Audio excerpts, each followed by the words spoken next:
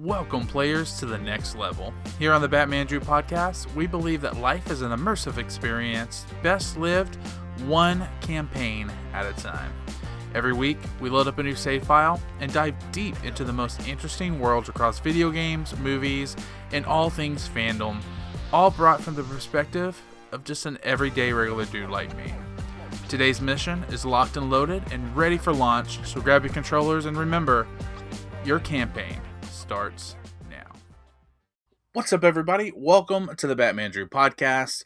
I am excited about today's episode. Today we're talking about Final Fantasy VI. Now, this is our spoiler review of Final Fantasy VI. So if you've never played it, and listen, it's not crazy to think because the game's been out over 20 years and I've only played it now just for the first time. This is going to contain some spoilers over the game. So obviously we have the Materia Junction podcast that I co-host with the Dad Man. We'll go into a really deep dive of Final Fantasy VI on a future episode of the Materia Junction podcast.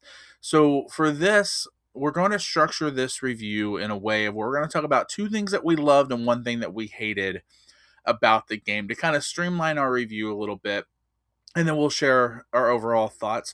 But I also think that might be a structure that we do moving forward when we review stuff, just because I think sometimes reviews get a little muddy and you just kind of talk a little bit about nonsense that maybe just weren't super relevant to you in the thing you're reviewing. So I don't know. We're going to give this a shot. Let's go ahead and dive right on in. Final Fantasy VI.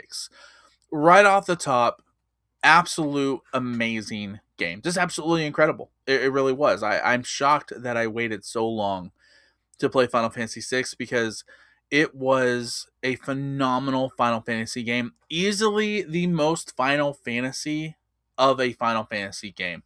Moved into my top 5 all time. I'm not quite sure that I'm ready to put it in my top 3. If I've never said this out loud, my top 3 favorite Final Fantasy games of all time are as followed. Final Fantasy VII Remake. I'm sorry, come at me in the comments. Final Fantasy VII Remake is an absolute perfect video game. Then Final Fantasy X would be my second.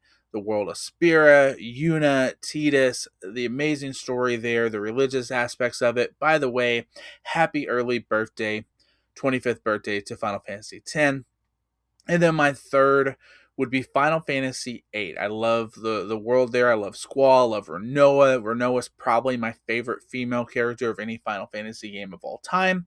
We'll talk about who might rival that here in just a minute.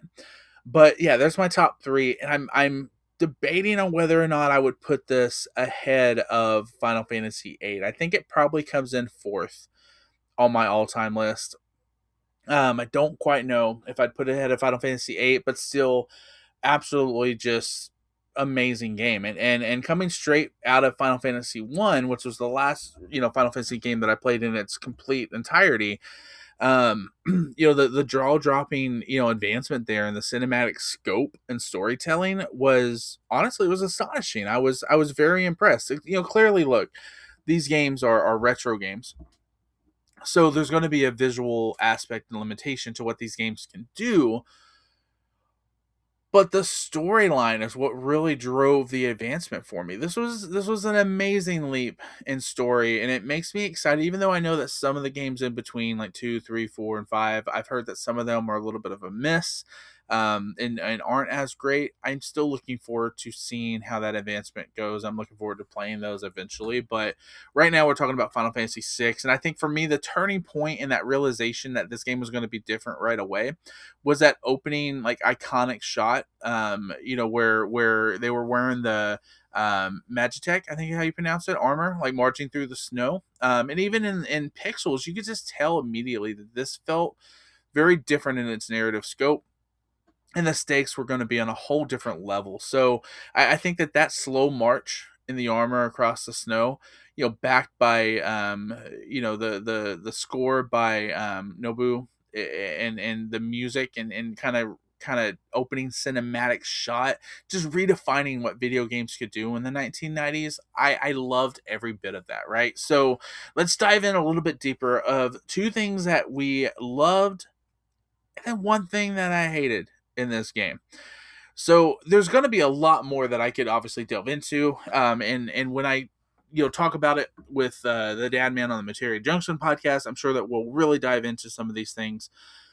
But this was peak Final Fantasy storytelling. And I know that if I'm only picking two things that I love about the game, to say that the storyline is one of them, I understand how that can come off as a little bit of a cop out, but you got to understand, like, the overarching narrative, the espers, and then you balance out the magic and the absolute, audacity of Kefka to actually succeed in destroying the world. Like, that is just the definition of Final Fantasy, right? Like, it's not always the good guys win. There's doom and gloom to these games. And to have a game where midway through your antagonist destroys the world and leaves it in ruins, um quite frankly, just for the LOLs, like, that is nuts, right? Kefka is, I mean, an amazing villain in this game. And he really drives the story for this. So Final Fantasy, I think that, I mean, there's obviously reoccurring things and tropes that Final Fantasy has that people love about Final Fantasy. But I think when you think of the story of Final Fantasy and you look at the games and the storylines for each game going up, even though I've never played 2 through 5, I will say that I know the storylines for them. I will say that this is clearly 6 is where Square found its footing. It really did, and I know that 6 is what kind of ushered in the golden age of video games, and the golden age of excuse me, golden age of Final Fantasy for 6, 7, 8, 9, and 10. This was an incredible story to tell. And honestly, there's playing Final Fantasy 16 several months back. There's a lot of contrast and comparison to these worlds between 6 and 16. I'll probably dive in more of that on the Materia Junction podcast, but I just felt like the storyline of this game was peak Final Fantasy, and I think that especially with the Espers and with Terra and her story, um, where she came from and her parents and things like that. I just, this game was obviously limited to what it could do visually, but I had made a comment a while ago back where I said that I don't think that any game in the Final Fantasy lore warrants another trilogy. I think that even 7 is stretching it out way too long. And I don't think that any game has um the the ability to be able to do a trilogy. But I said, however, this game, you could easily do 2 games. One leading up to, basically the equivalent of Thanos' snap, where Kefka destroys the world and leaves it in ruins. And then your follow up game being the story of our party taking back the world and defeating Kefka. I would love to see how the story would play out visually with today's graphics, especially with Terra and her backstory and with the Espers. And I would love to see her transformation in in today's visual landscape for video games. I just think it would be so cool. And so I love the story. That was definitely my number one takeaway. But what is a story without great characters? Listen, my number 2 thing that I loved about this was Celes. Celes was, for me, was the absolute heart and soul of the game. Like, her complexity, and her story arc and her relationship with Locke, like, this gave massive emotional weight to what is the absolute amazing best part of this game. In any scene was the opera scene. Now, while I still put Final Fantasy's 10 Yuna sending scene as my favorite scene of any Final Fantasy game, I think this is easily second for me. Visually, the scene from Final Fantasy 10 runs away with it, right? But with the opera scene, the music, the emotional investment that Celeste had with Locke, and how everything leading up to that scene, I think it doesn't get as much credit because it's told in a a narrative where you have to read the dialogue and things like that, and you kind of have to leave it up to your imagination, and maybe that's why I hold it up higher than maybe some other people do. But as I was going through it and experiencing it for the first time, you could just really feel the love between Locke and Celeste, and leading up to that opera scene, the music's choice in it, just the how beautifully it was shot. The opera scene was an absolute masterpiece, and Celeste was the reason why, right? I think, given the reason why they were in that opera scene, and what they were trying to do, and how she looked like the girl that they, eventually were going to come kidnap and things like that. If you had did that same scene, but you did it with Tara, I don't think it would have had as much emotional state, because Tara didn't have the kind of relationship with Locke that led to the music choice for this and everything. So to me, the opera scene was phenomenal. But why Celeste was an amazing character for me was because there was so much complexity with her story arc, right? Like did she betray the party? Did she not?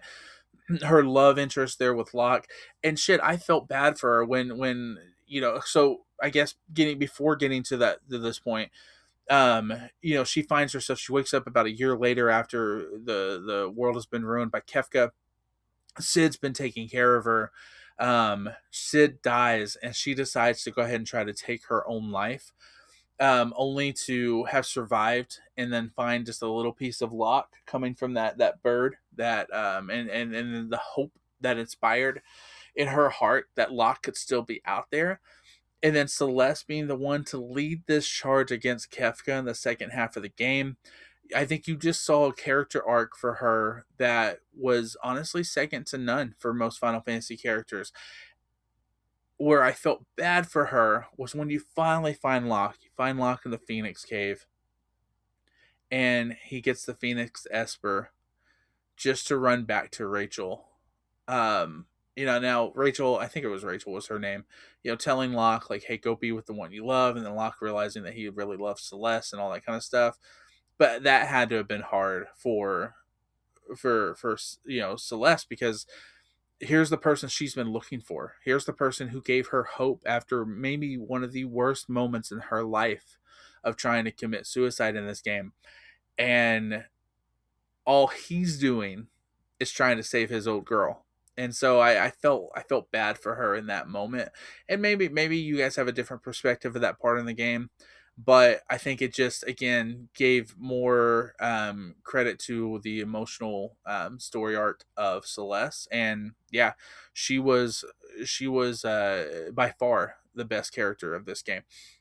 Now, I had mentioned with Final Fantasy VIII that I love the Renoa character. I mean, Renoa is my favorite female character of any Final Fantasy game.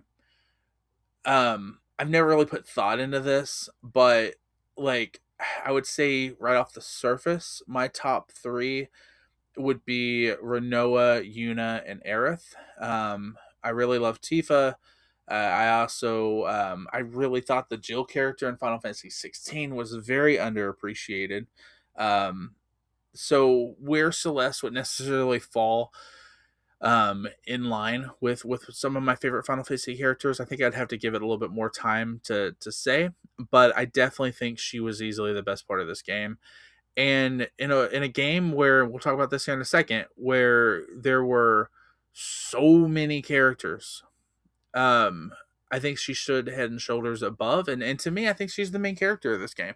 And I know some people would say no, it's Tara, and I wouldn't argue with you if you feel that way, but I feel, to me, I feel like this is Celeste's game. So here's my critique, though. Here's the thing I hate about the game, and I just mentioned it just a second ago. It was overcrowded. It was way overcrowded. Trying to juggle 12 to 14 playable characters, and then causing what it did. It caused subplots of the game to lose emotional stake. And I honestly found myself confused about which character was which, if I'm being honest. Now, I know that some people love this aspect of the game. I know some people think that what makes the game work is how many characters and playable characters you have in this. But to me, it made the narrative feel cluttered. And again, it was hard to follow a little bit. And I felt like this wasn't so much a story problem as it was like it was needed for the mechanics of what they wanted to do in the game. Several times you were asked to create multiple parties so that you could help each other navigate through the dungeons of the game. And I felt like they sacrificed the story of the game to be able to give us this cool different mechanic in the game that we hadn't had before. And so like when you're fighting, at the end, the final dungeon, right? And it kind of forces you to split up into 3 separate teams to solve puzzles. And it looks like what it ended up looking like to me anyways was a forced gameplay mechanic rather than a narrative necessity. And the game itself, I think would have been vastly superior if it had focused entirely on a tighter, emotionally bound core 4. So for me, and I know, and this could change, right? Like, and I guess that's for some people, that's the beauty of the game, is that it could change like who your core 4 are. Could be different than mine, right? But for me, my core 4 was Terra, Celes, Locke, and Sabin. Those were the ones that were fighting to be able to save the world. So I'm curious. I think that for sure. I mean, I would be shocked. Not, I don't want to say shocked. Maybe that's a little bit of an overreaction, but I would be surprised to hear if anyone who played this game for the first time, right? Not secondary playthrough, third playthrough, whatever, but the first time, if your core 4, if 3 of them weren't Terra, Celeste, and Locke. And so in a world where like our 3 of our core 4 is pretty universal throughout the game, I don't know what we needed the rest of them for. And so it felt overcrowded. And I didn't like it. I didn't. I think that it really muddied the narrative with these subplots that I ultimately didn't care about because there were just too many to try to keep up with, right? I cared about Terra, cared about Celeste, cared about Locke, cared about Sabin to an extent. Sabin was in my core 4 because he just fucked someone up, right? Like he was one of the hardest hitters of your character party. So I just, at the end of the day, I felt like that was the biggest weakness of this game. It's way too overcrowded. So listen, overall, this game was a masterpiece. It really was. Shame on me for waiting so long to finally play Final Fantasy VI. I'm looking forward into diving into it more with the Dad Man on Materia Junction, but I think that when I'm trying to just focus on 2 things I loved and 1 things I hate, those would be the main things that come to mind. But there's so much more to this game that I can't wait to dive into. The music aspect of it, some of the visual, choices, some of the narrative storylines for some of the other characters that weren't Celeste, Terra, Mama Terra, like I just and then Locke's just fucking cool. I love Locke, right? So I there's so much I love about this game. I'm ready to dive into more conversations about it, but we'll save those for a later time. But here's my call to you guys, Final Fantasy veterans. I want to hear from you. Does Final Fantasy VI crack your top 3 of all time? I know some people think it's the absolute greatest game of all time. Or do you agree with me that the massive character roster kind of bogs it down a little bit, and I don't know if I can put it in my top 3. I think it's just right outside of that because it was filled with a lot of clutter. I don't think it needed to be there. So let me know in the comments what you think. I'd love to be able to hear your thoughts on Final Fantasy VI. Remember to always like and subscribe, guys, and more importantly, share, because good friends share shitty podcasts with good friends. And that's what we are. We're a shitty podcast. So make sure to share it with your best friend or your 14 other party members upon the blackjack. And guys, I also want to tell you thank you. If you've been listening to the podcast today, if you heard my review and you stuck around this long, I know it's hard to make time for the things that we love. So the fact that you're here with me today truly means the world to me. I just want to thank you again for being here. I'll catch you guys again at the same Batmandrew time on the same Batmandrew channel. Thanks, guys.